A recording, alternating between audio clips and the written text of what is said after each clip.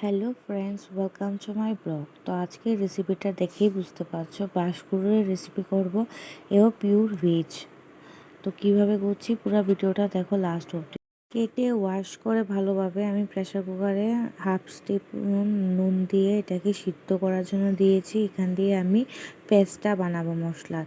আদা দিয়েছি, লঙ্কা দিয়েছি, দারচিনি, মিষ্টি জিরে, তারপরে এলাচ, লং, এরপর গুঁড়ো মশলা আমি ইউজ করেছি জিরে গুঁড়ো আর ধনে গুঁড়ো দিয়ে পরিমাণ মতো নিয়ে আমি এগুলিকে পেস্ট করে রেখে দিয়েছি। তারপরে কড়াইতে তেল গরম করছি, করে সিদ্ধ করে রাখা বাঁশকুড়োটাকে দেব, দিয়ে এটার মধ্যে হলুদ আর লবণ দিয়ে ভালো করে নেড়ে চেড়ে এটাকে ভাজবো, একদম লাল লাল করে ভাজবো।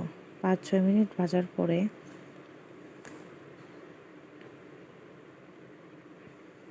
এখন আমি এটার সাথে আলু দেব, তাই আলুগুলিকেও ভালো করে ভেজে নেব। ভেজে নেওয়ার পরে কড়াইতে তেল দেব, সরষের তেল গরম হওয়ার পরে এটার মধ্যে মেথি দেব, তেজপাতা দিয়ে এটাকে সম্বাস দেব। দেওয়ার পরে এটার মধ্যে আমি পেস্টটা করে রাখা পেস্টটার মধ্যে হলুদ আর লঙ্কা গুঁড়ো অ্যাড করে দিয়ে ভালো করে এটাকে নাড়াচাড়া করব যতক্ষণ মতো এটার থেকে তেল না বের হয়। এতক্ষণ ভালো করে নাড়াচাড়া করার পর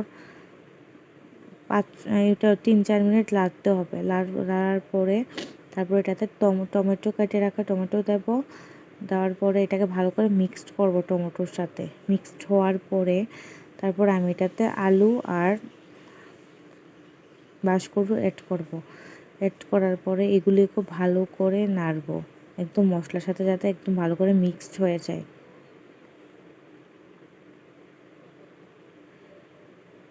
তারপরে হাফ টিস্পুন আমি ঘি অ্যাড করব। এটা অপশনাল, তোমরা চাইলে করতে পারো না করতে পারো। টেস্টের জন্য অ্যাড করার পরে আমি একটু জলও অ্যাড করে দিলাম। ফাইনালি এটা আমি ভাজা করবো রেসিপিটা।